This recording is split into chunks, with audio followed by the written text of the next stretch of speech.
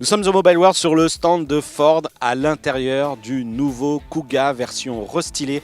On y reviendra sur ce véhicule parce que forcément il va reprendre toutes les technologies de Ford, d'aide à la conduite, sécurité, etc. Donc ce sera l'occasion de le découvrir dans un futur 01 Drive. Mais surtout ce Kuga, eh bien, c'est l'occasion pour Ford de faire débarquer en Europe Sync 3 qui sera disponible courant de l'été. L'interface de Sync 3 elle a été beaucoup travaillée par Ford. Pour rappel, Sync 2 a été découpé en 4 univers qu'on retrouvait aux 4 coins de l'écran. Ici, c'est tout aussi accessible, mais cette fois-ci via un bandeau au bas de l'écran. Alors, premier problème déjà qu'on a pu remarquer, c'est que l'écran est intégré, un écran 8 pouces tactile, technologie capacitive, donc qui réagit très bien. Mais le problème donc, c'est qu'il est intégré un peu comme sur C-Max, avec cette forme bombée au bas de l'écran. Donc déjà on peut vous dire qu'on est plutôt gêné pour accéder à toutes les fonctions, enfin en tout cas tous les petits menus qui pourraient être intégrés ici sur la barre du bas.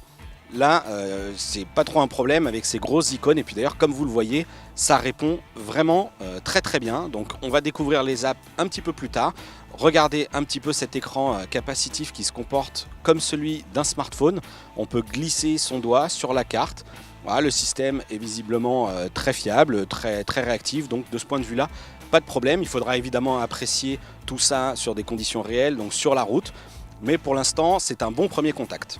Et il y a un autre détail qu'on a oublié de vous donner justement sur cette intégration de l'écran. Et bien ici, le système de ventilation obstrue une partie de l'affichage. Lorsque je suis au volant, typiquement, je ne vois pas toute une partie ici du coin inférieur gauche de l'écran. Vraiment, ça aurait mérité, compte tenu des critiques qui ont été faites sur C-Max, que Ford revoie l'intégration de cet écran. Bon alors la critique elle peut paraître assez dure parce qu'effectivement pour tout le reste ça a l'air de se comporter vraiment très bien, c'est fluide, regardez un petit peu. Et surtout ici sur ce nouveau menu, on va retrouver les fonctions qui permettent d'activer le Wi-Fi, les fonctions de reconnaissance vocale qu'on connaissait déjà, qui permettront de saisir une destination, appeler un contact. Et surtout deux nouvelles icônes, CarPlay, Android Auto. Et oui, Sync 3 c'était l'une des nouveautés, et bien c'est compatible avec les deux univers de Google et Apple.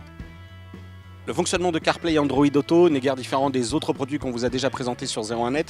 Donc ici le système, eh bien, il suffit d'aller chercher la fonction directement dans les écrans tactiles, de l'activer. Là c'est une fonction salon.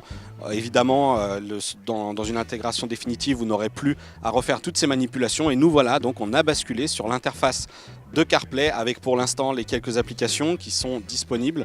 Spotify, évidemment, Apple Music et aussi les fonctions de Maps, téléphone ou message, avec toutes les fonctionnalités associées à Siri qui sont la dictée de messages, la dictée d'adresse et aussi la lecture des messages. Dans le cadre de Android Auto, eh bien, même cas de figure, il faut brancher le smartphone en USB à la prise présente sous l'accoudoir.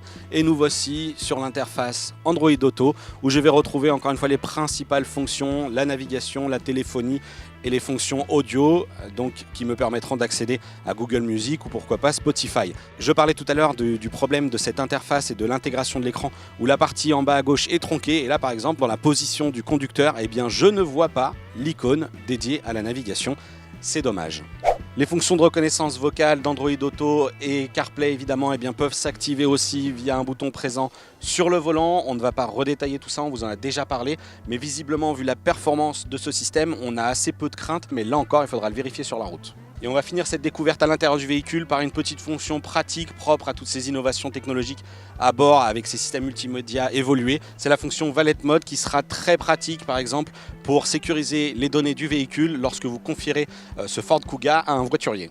Sync 3 donc débarquera d'ici l'été en France sur Galaxy S Max et Kuga version 2016 et ce sera aussi l'occasion de tester la partie AppLink de Ford, cette surcouche qui permet aux développeurs de créer différentes applications. On va notamment retrouver Glimpse et la première véritablement bien intégrée, c'est MyBoxman. Elle est réalisée par Fred Bay, un professionnel du transport et ici Fred Bay propose aux particuliers via MyBoxman d'arrondir les fins de mois si on peut dire en prenant en charge le transport de petits colis. En fait, lorsque je vais faire mes parcours au quotidien, je vais accepter ou refuser des missions qui me seront proposées directement sur Sync 3 et qui consisteront donc à prendre un paquet et à l'emmener à une autre adresse, une alternative à DHL, La Poste.